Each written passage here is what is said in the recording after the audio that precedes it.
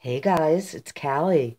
Today I'm going to show you how I made these super cool, fun wands just in time for the holidays.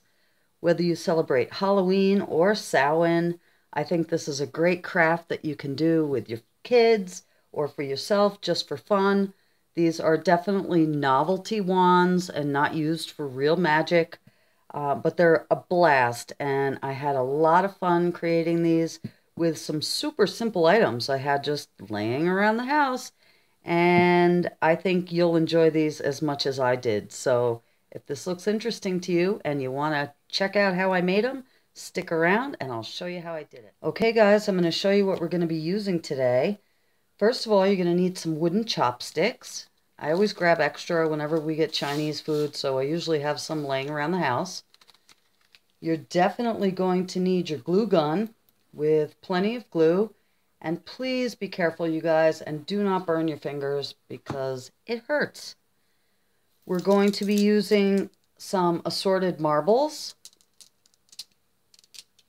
We're going to be using some assorted beads. And those are bigger beads, and I also have some smaller seed beads. Doesn't matter what color, you're going to be painting over them. I also used 4 different colors of Americana multi-surface satin paint. I used eggplant, and you could do the colors of your choice. Coffee bean, primary blue, and lamp black. I used some of my antique gold rub and buff. Love this stuff. Little goes a long way. I used some of my Deco Art metallic luster and silver spark, and this works really well with a damp sponge or a damp brush. We are going to use an assortment of different ribbons and lacings of your choice. I used some feathers for embellishment, as well as some copper wire. I used my Minwax polycrylic and clear satin. And I think that is it. Oh, charms. Lucky charms of your choice at the end. So sit tight and I will be right back and we're going to get started. Okay, you guys, we're going to go ahead and get started. And each one of these is unique, so just go with it. I'm going to take my chopsticks, and they come 2 to a package, and just split them apart. And we're going to use both of these. So I have my glue gun heated up. And what I'm going to do is I'm just going to go in and start at the top. Take this one. And I'm going to do a big blob right on top. And that is where we're going to put our magic crystal. But I'm just going to keep working this around. Do another big blob. And I'm going to take my marble. Put it right on top. And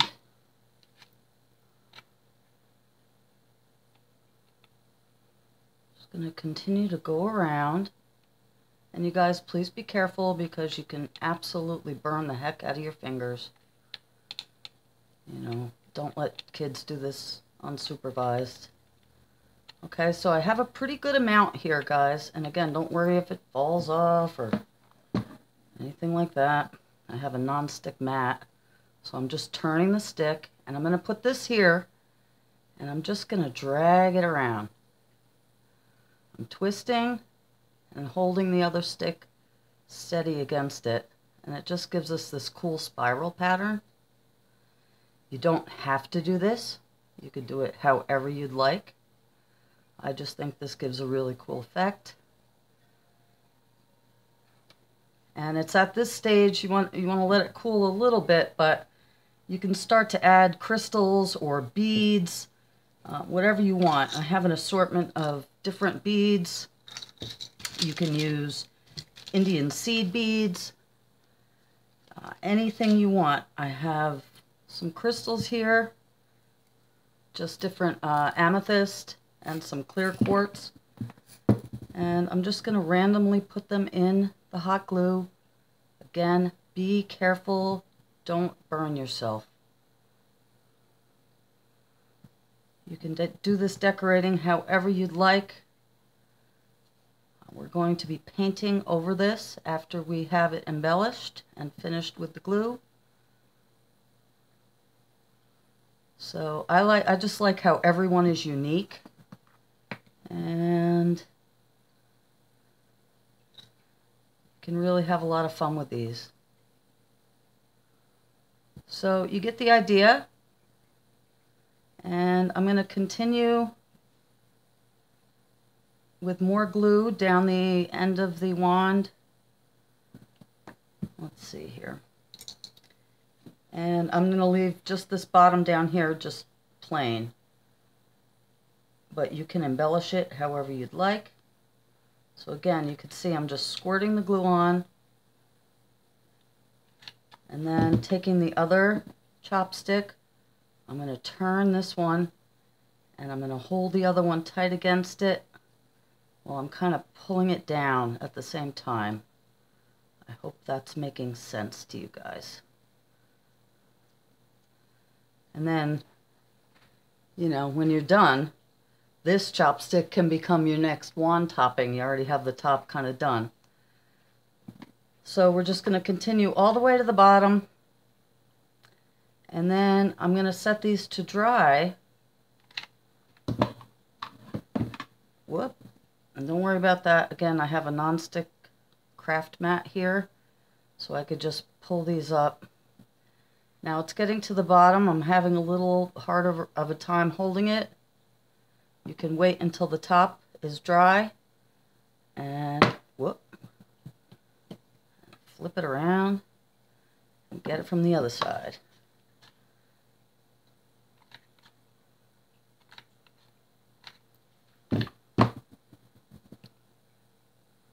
So again, this doesn't have to be neat. You want it to kind of look, you know, not so perfect, to make it look a little more real once we have it painted.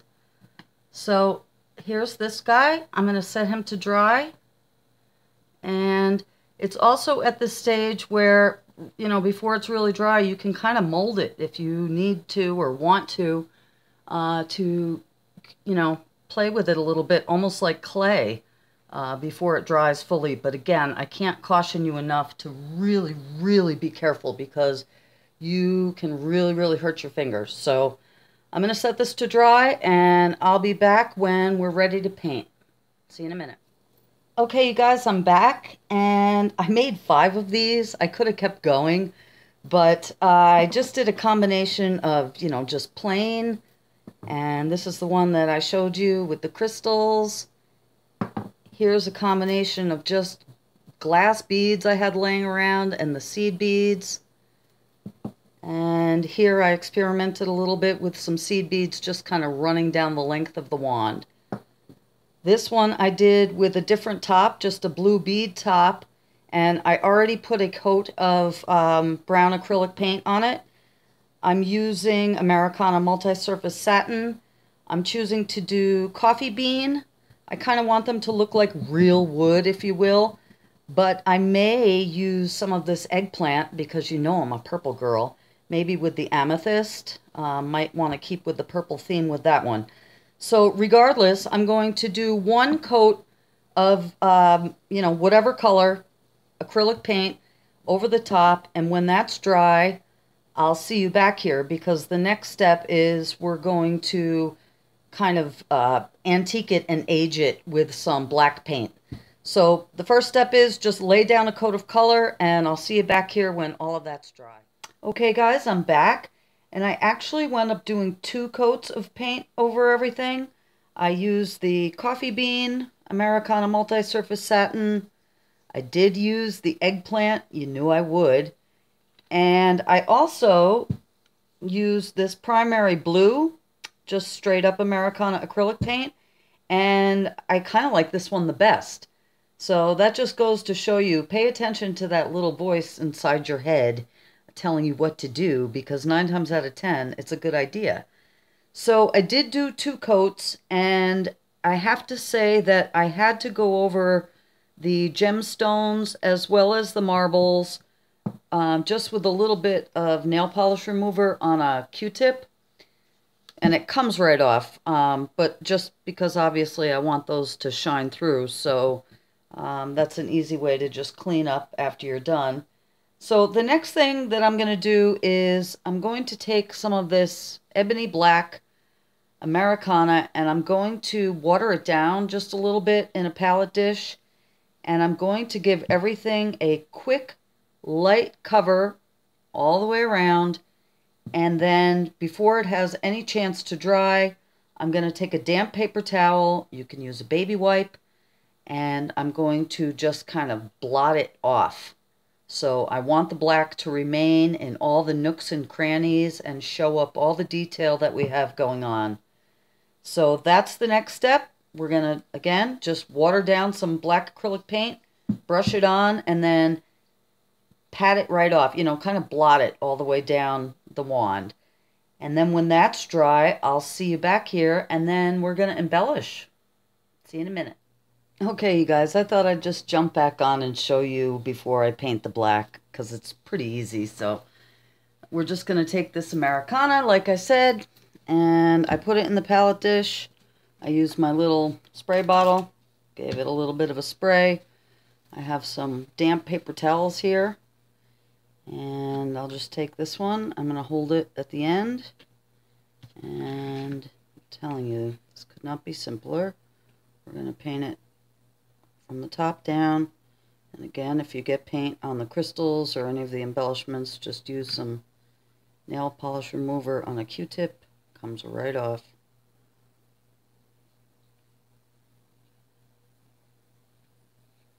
All the way around.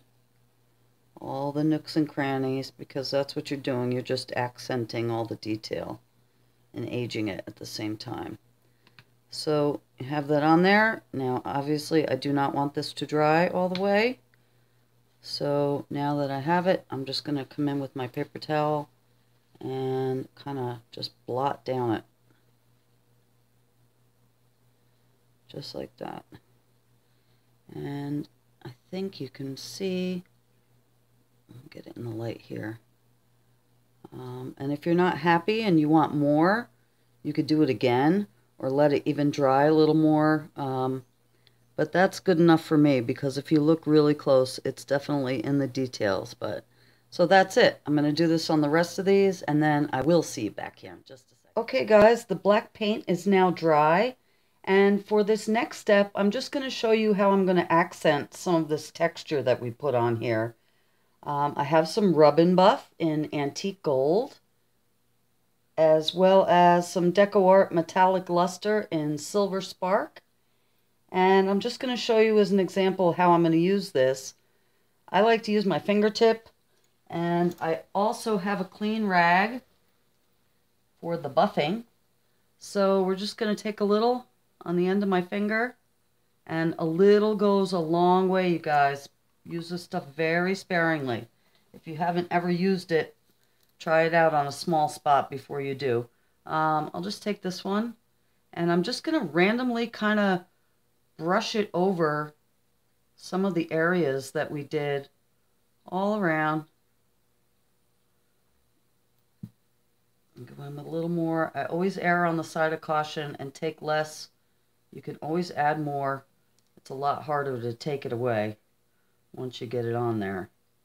So again, I'm just going to kind of run along this texture, and once I have it on the way I want it, I will go back with my cloth and just kind of buff that out a little bit and shine it.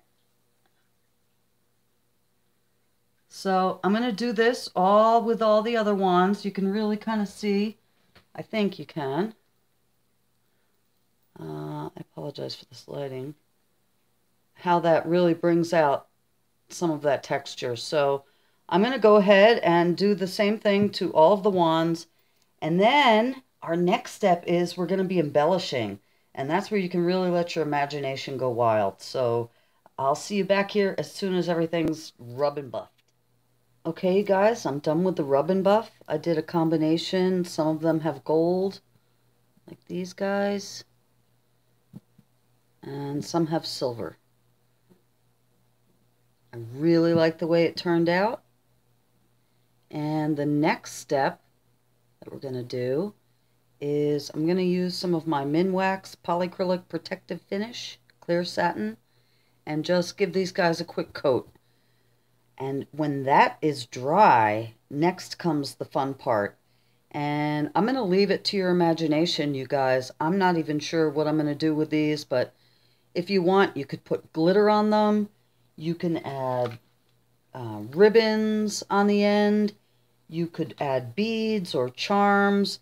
If I'm going to add any ribbons or anything, I'll add them around the top part here. I'm considering this the top of the wand that you actually hold in your hand, and the charms will dangle, as opposed to you don't want to have anything hanging at the bottom here. You can use feathers if you want to hang on your ribbon, or some suede, beads, anything. Let your imagination be your guide. You could use wire if you wanted to do a little wire wrapping around. I'm, again, not sure what I'm going to do. Probably a combination of everything I just mentioned. So, like I said, I'm going to give everything a protective coat, and then I'm going to start to embellish. And I'll see you back here, and I'll show you what I did. Okay, you guys, I'm back, and I'm finished. So everybody got a coat of the clear coat, and when it was dry, I tried to do, actually I did do something different for each one, just to show you guys some of your options. This first one I left plain. I didn't do any embellishment at all other than the rub and buff. So this is more looking like one of those Harry Potter wands, I think. Lumos. This next one, this was one of the ones with the amethyst and the crystal chips in it. I just added some ribbon. I kind of twisted it up the length of the wand. And then I put a really cool crescent moon charm here. You can add the charms of your choice, the ribbons of your choice. I really like that one. This one in the middle here, I did a pentacle and some black ribbon, and that was it. I kept it very simple. Very cool. This guy here, I wrapped with some copper wire and did a spiral at the top and just, you know, wrapped it around at the bottom. Little spiral here. And that was it for embellishment for this guy. And then this last guy, I kept very simple, just with a suede tie and some beads that I had and some feathers. So I really, really hope you guys like these. I hope this inspires you to try to make your own. If you do make your own, I really hope you show me what you made. I would love to see them. And happy crafting of your wands. And I hope you put them to good use. Give me a thumbs up if you like this video. And if you have not yet subscribed, I would love it if you did. So I really hope you guys enjoyed this. Take care, and I'll talk to you soon. Bye-bye.